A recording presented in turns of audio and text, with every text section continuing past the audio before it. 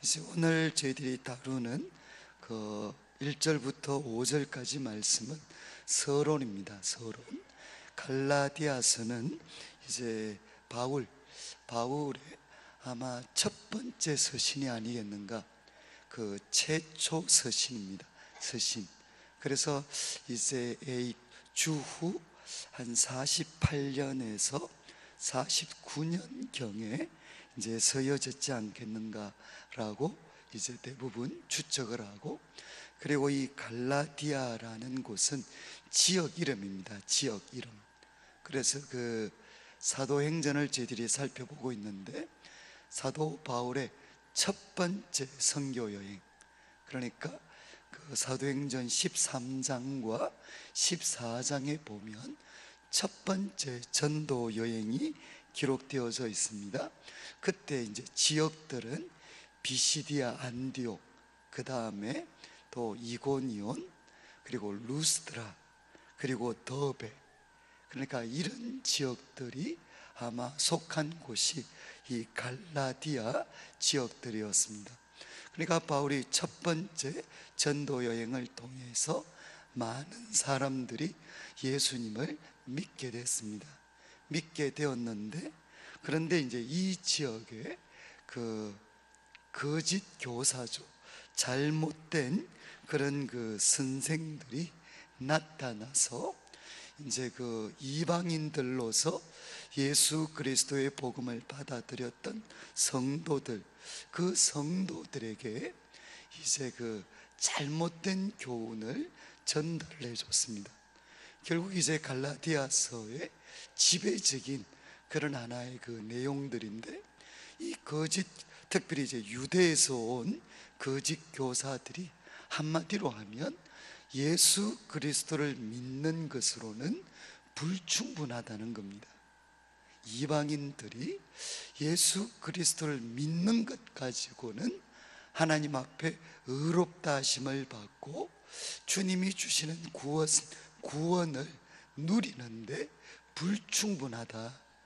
무엇이 더해져야 되는고 하면 결국은 할례를 받아야 되고, 그리고 모세 율법을 지켜야만 구원을 받을 수 있다, 하나님으로부터 의롭다 하심을 받을 수 있다라고 이들이 가르쳤습니다.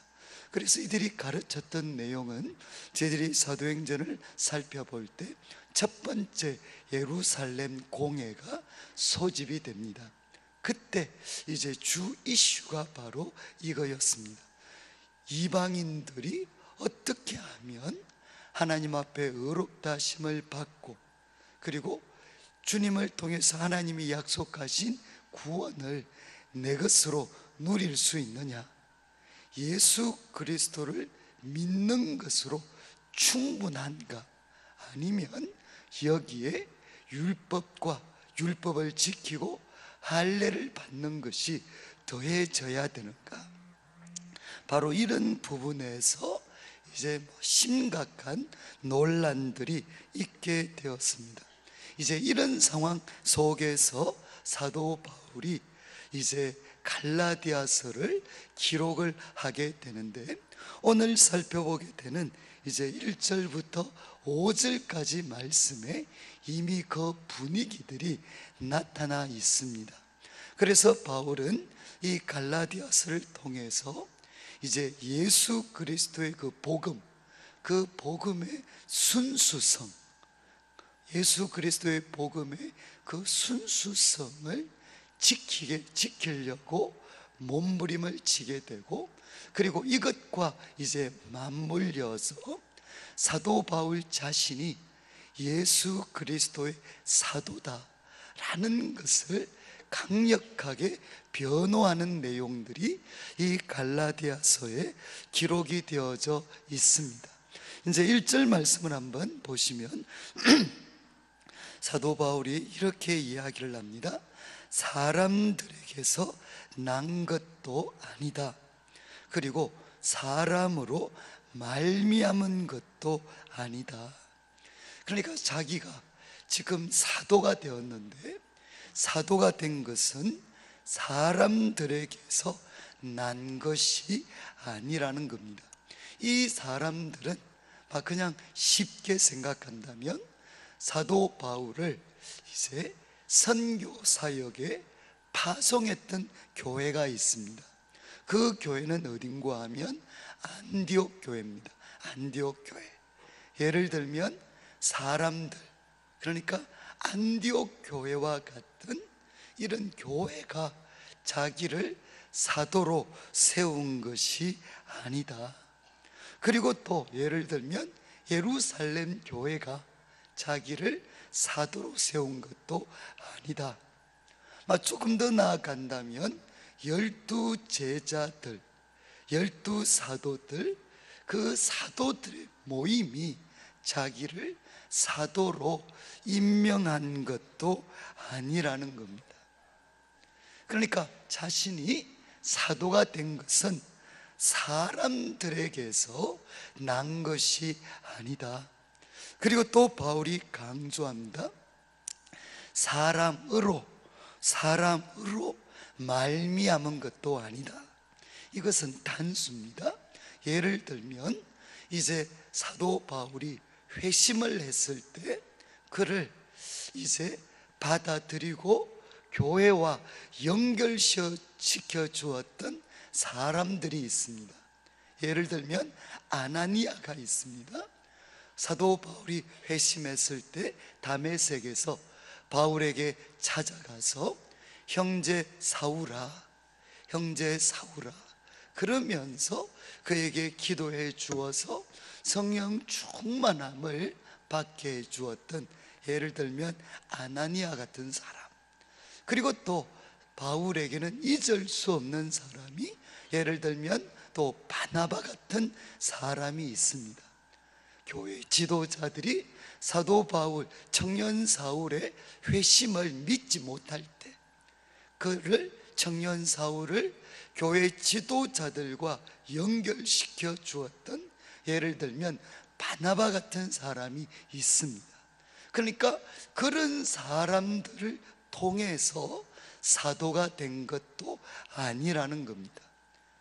이제 교회로 대표될 수 있고 사도들의 모임으로 대표될 수 있는 사람들을 통해서 사도 바울이 사도가 된 것도 아니고, 그리고 또 바나바나 아나니아나 이런 탁월한 인물들의 중계를 통해서 사도가 된 것도 아니라는 겁니다. 대신 1절 후반부를 보시면 오직 예수 그리스도와 그를 죽은 자 가운데서 살리신 하나님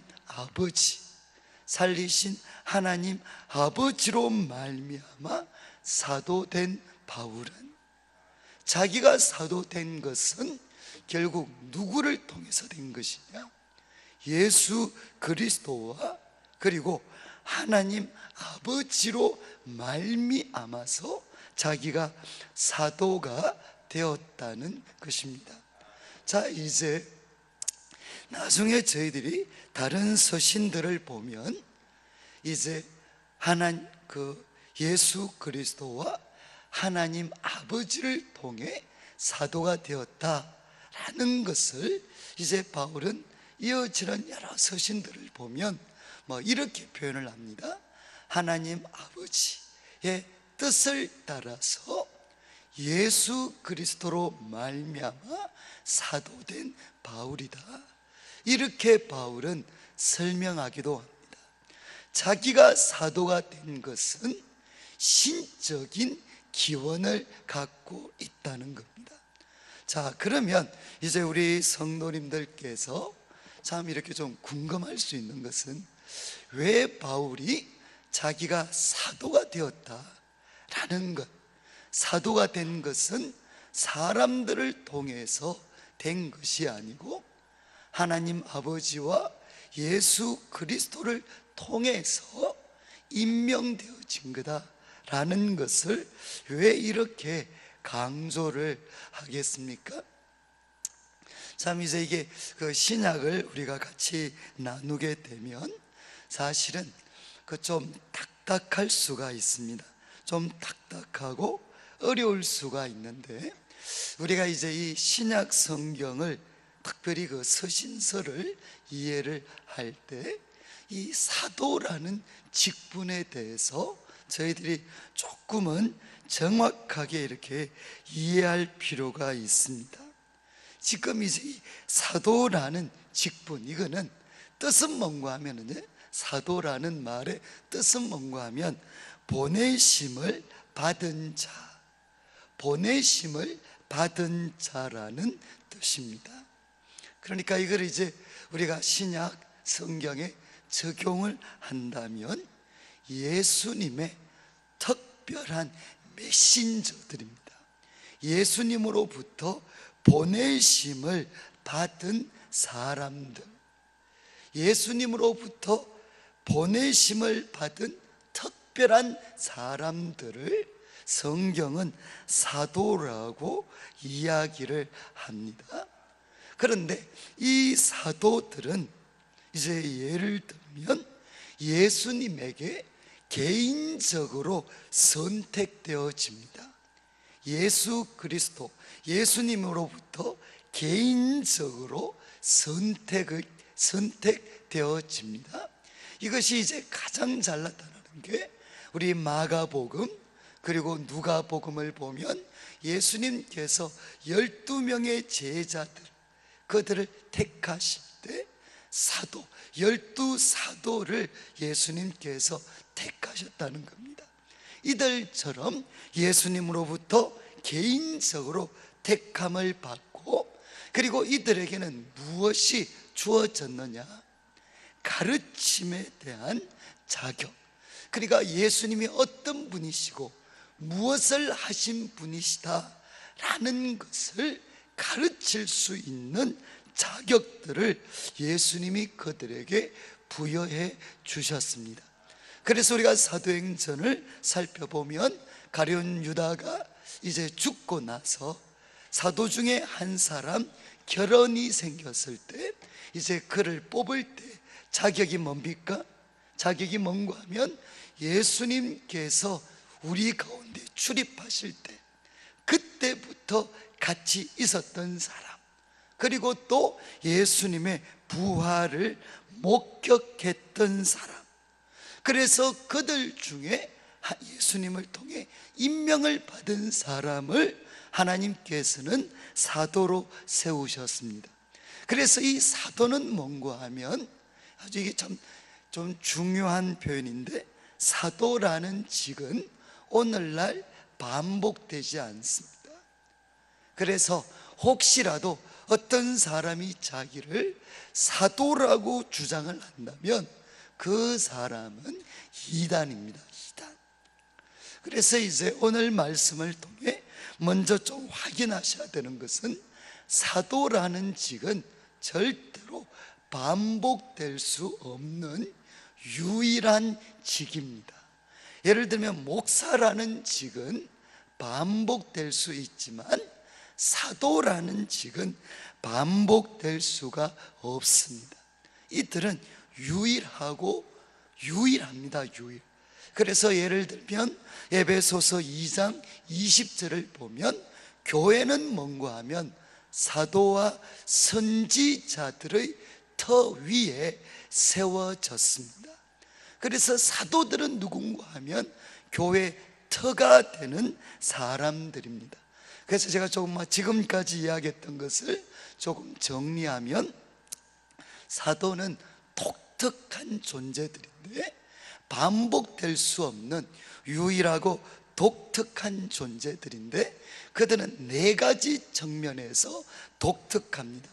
첫 번째는 무엇에서 독특한가 하면 역사적인 예수님과의 경험. 예수님께서 이 땅을 사셨을 때 역사적인 예수님, 그분의 생애와 관련된 경험에 있어서 이들은 독특합니다. 예수님께서 이 땅을 사시는 동안 사도들은 예수님과 함께 이제 생활을 같이 했던 사람들이죠. 역사적 예수님과의 경험에 있어서 그들은 독특하고, 그리고 두 번째는 부활하신 예수님을 목격함에 있어서도 그들은 독특합니다. 그리고 세 번째는 예수님의 권위에 의해 임명되어진 것, 예수님의 권위에 의해 임명되어진 것에 있어서도 그들은 독특합니다. 그리고 나아가서 이제 이 사도들은 예수 그리스도의 영에 의해 그들은 영감되어집니다. 감동되어집니다. 그래서 이 사도들은 결국 어떤 자격을 갖춘 사람들이냐? 신약 성경을 기록할 수 있는 자격을 갖춘 사람들입니다. 그래서 이 사도들은 예수님의 영에 의해 영감되어지는 것, 감동되어지는 것, 이 부분에 있어서 사도들은 독특합니다. 그래서 여러분들이 아시겠지만 이 예수님 초대교회 당시에 많은 글들이 있었는데 그 글들 중에 이제 27권의 책이 신약 성경이 됐습니다. 그런데 신약 성경이 될 때 가장 중요한 기준이 뭔가 하면 사도적 저작권입니다. 이 글이 사도들이 쓴 것인가 하는 것이 성경이 되는데, 신약 성경에 포함되는데 결정적인 기준 중에 하나였습니다. 그래서 지금 사도 바울은 이야기를 합니다. 자기가 사도가 된 것은 예수 그리스도 그리고 하나님 아버지를 통해서 사도가 된 것이다 라고 자기는 이야기를 합니다.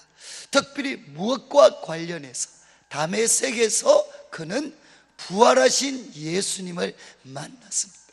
12명의 사도들처럼 예수님과 생활은 같이 하지 못했지만 그는 부활하신 예수님을 그는 만났고 그분을 통해 임명되어졌다.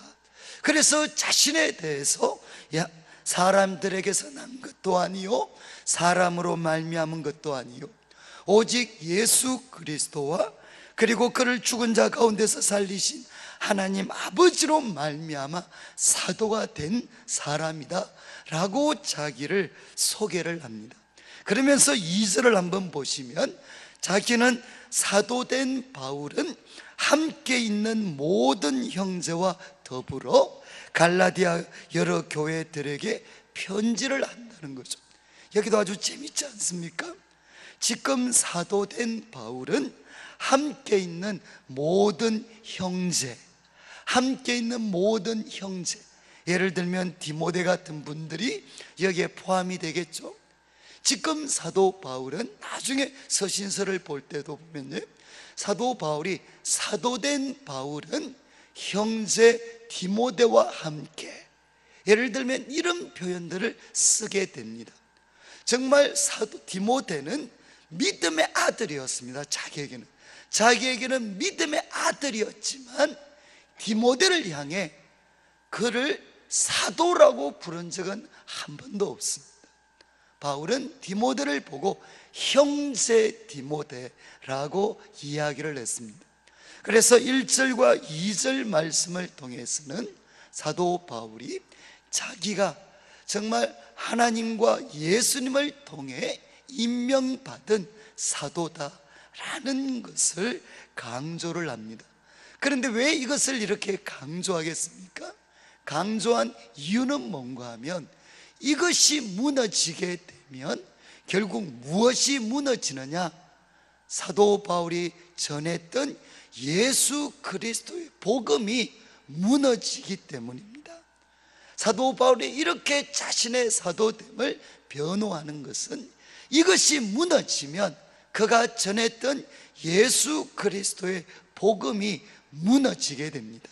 그래서 1절과 2절을 통해서는 자기가 예수 그리스도의 사도가 되었다, 신적인 임명에 의해서 예수 그리스도의 사도가 되었다라는 것을 강조한 다음에 3절 말씀을 보시면 우리 하나님 아버지와 주 예수 그리스도로부터, 우리 하나님 아버지와 주 예수 그리스도로부터 은혜와 평강이 있기를 원한다, 이렇게 그들을 위해 기도를 해줍니다.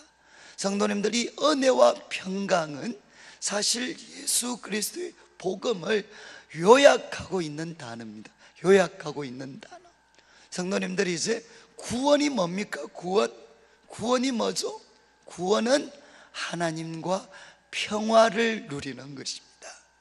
구원은 하나님과 평화를 누리는 거죠. 그리고 또, 그런데 이 평화는 어떻게 우리들에게 주어질 수 있느냐? 은혜를 통해서만 주어질 수가 있습니다. 이제 은혜라는 말은 잘 아시는 것처럼 받을 만한 자격이 없는 사람들에게 베풀어 주시는 하나님의 호의와 사랑을 은혜라고 이야기합니다. 바로 이 은혜를 통해서 우리들에게 평강이 주어지게 됩니다. 그래서 바울은 이제 편지를 시작하면서 이 갈라디아 교회 성도들에게 이제 은혜와 평강, 받을 만한 자격이 없는 자들에게 베풀어 주시는 하나님의 호의와 사랑, 그리고 또 이 은혜가 베풀어졌을 때 그들에게 주어지는 소위 평화, 하나님과의 평화, 자신과의 평화, 다른 사람들과의 평화, 이 구원이 그들에게 주어지기를 기도해 줍니다.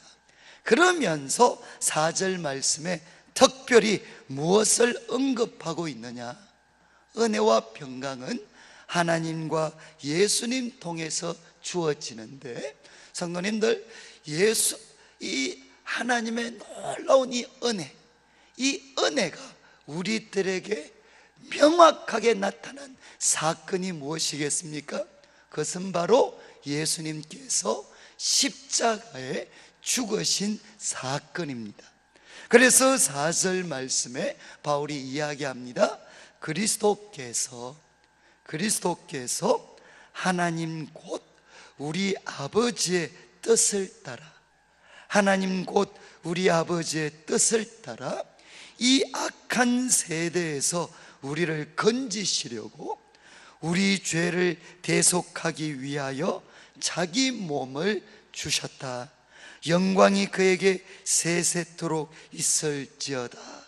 이렇게 그가 고백을 하고 있습니다.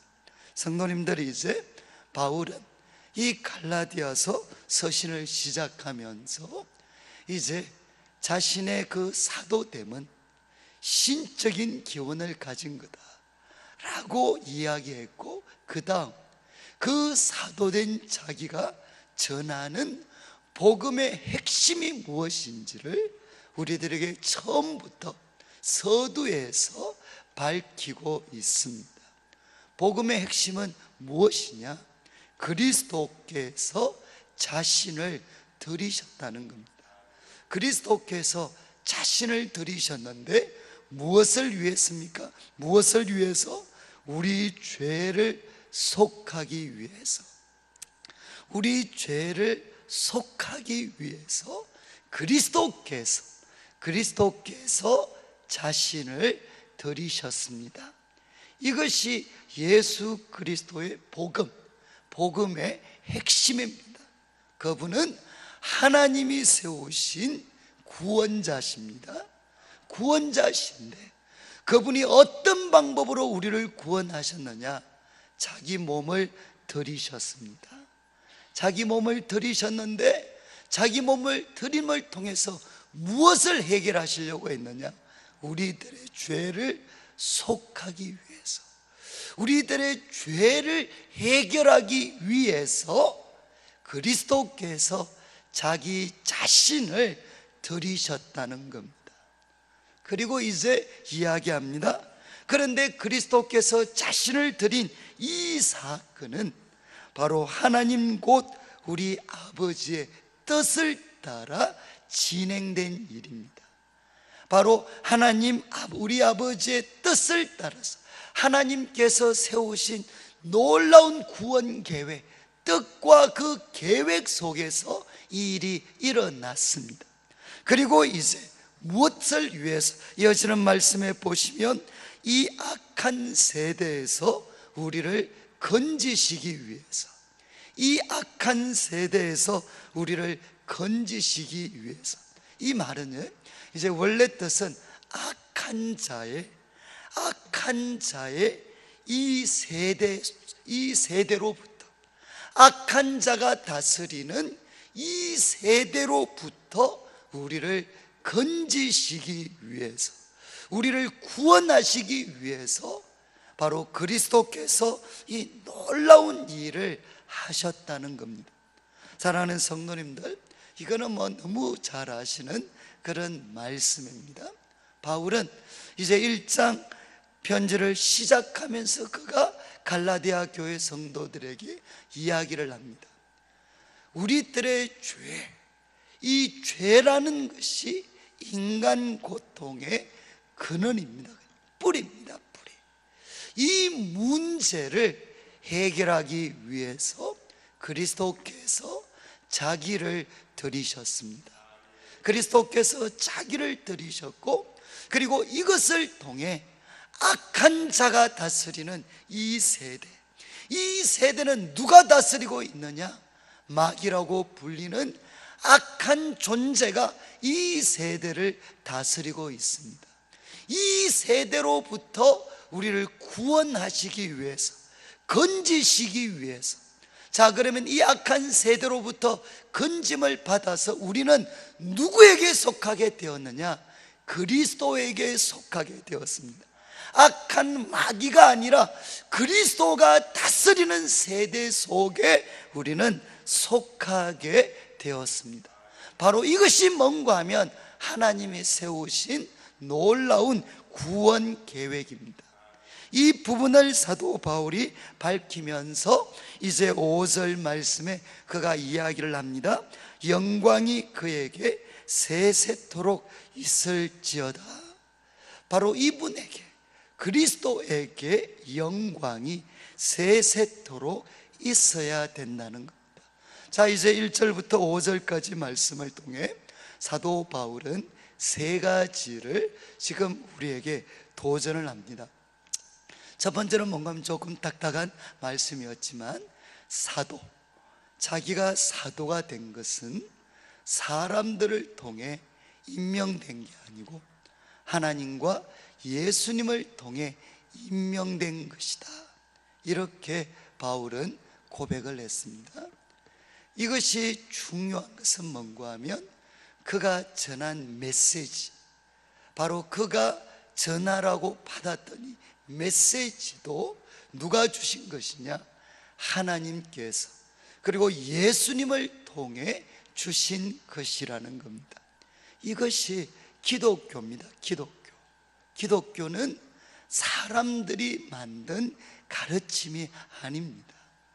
하나님과 예수님께서 세우신 사도들에게 주님께서는 우리를 구원할 수 있는 그 복음의 기쁜 소식을 우리에게 주셨습니다. 그리고 이 사도는 신적인 인명이고, 그리고 나아가서 그 복음의 핵심이 무엇이냐?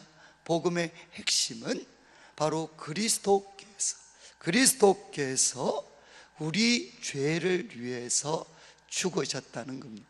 이것이 악한 세대에서 우리가 구원받는 유일한 길이었고, 이것이 하나님의 놀라운 계획이었다라고 바울은 강조를 합니다. 그러면서 이제 우리가 어떻게 하면 이 악한 세대를 살아가고 수많은 거짓 교사와 유혹이 있는 이 세상 속에서도 그리스도에게 속한 사람답게 살아갈 수 있는 길, 어떻게 하면 우리가 그렇게 살아갈 수 있느냐? 은혜와 평강이 우리들 가운데 언제나 넘쳐나야 된다는 것입니다. 사랑하는 성도님들, 이제 은혜는 앞에서 말씀드렸죠. 받을 만한 자격이 없는 자들에게 베풀어 주시는 하나님의 호입니다. 자, 그러면 제가 이제 마지막 말씀드리고 마치려고 하는데, 누가 은혜를 받겠습니까? 이번에 이제 특별 새벽 기도를 통해 누가 은혜를 받을 수 있겠습니까? 혹시 이번이 특별 새벽 기도의 동안 나 말고 누가 은혜를 받을 수 있겠냐, 이렇게 생각하는 사람은 은혜를 받지를 못합니다. 왜냐하면 은혜라는 말의 뜻이 받을 만한 자격이 없는 자들에게 베풀어 주시는 하나님의 호이기 때문에, 그래서 은혜는 누구에게 주어지느냐? 나는 받을 만한 자격이 없는 자입니다 라고 고백하는 사람들에게 이 은혜는 부어집니다. 그리고 이제 이 은혜가 부어질 때 우리들에게 어떤 일이 일어나는가 하면 하나님과의 관계가 회복이 됩니다. 하나님과의 관계는 우리들의 노력을 통해서 회복이 되는 게 아니고, 하나님이 은혜를 베풀어 주시면 그 가운데 하나님과의 관계가 회복이 됩니다. 그리고 또 하나님의 은혜가 부어질 때 사람과 사람과의 관계가 회복이 되어집니다. 그리고 하나님의 은혜가 부어질 때 내가 내 자신과의 관계가 회복되어지게 됩니다. 그런데 이 은혜와 평강, 이 은혜와 평강이 우리들에게 넘쳐나려면 우리는 무엇을 바라보아야 되느냐? 주님의 십자가를 바라보아야 됩니다. 주님의 십자가를 바라볼 때 그리스도께서 우리 죄를 위해 죽으셨구나, 이만큼 하나님이 우리를 사랑하셨구나, 그리고 이 악한 세대에서 우리가 건짐을 받은 것은 우리들의 노력이 아니라 바로 이 놀라운 그리스도의 은혜 때문에 나에게 이 구원이 주어졌구나 하는 것들을 다시 한번 깨달으면서, 저는 이제 우리 성도님들께서 이 특별 새벽 기도를 드리는 동안 사도 바울이 마지막으로 우리에게 도전했던 것처럼 영광이 누구에게 있어야 됩니까? 영광이 세세토록 누구한테 있어야 되죠? 우리 엄마들한테 묻고 싶은데, 영광이 세세토록 누구한테 있어야 됩니까? 우리 아들에게 있어야 된다 그러시면 곤란합니다. 영광이 누구에게 있어야 됩니까? 영광이 내 남편도, 내 자녀들도, 그리고 또 이런 사람들이 아니라 영광은 세세토록 누구에게 드려져야 되느냐? 바로 예수 그리스도에게, 그리고 하나님에게 드려져야 됩니다.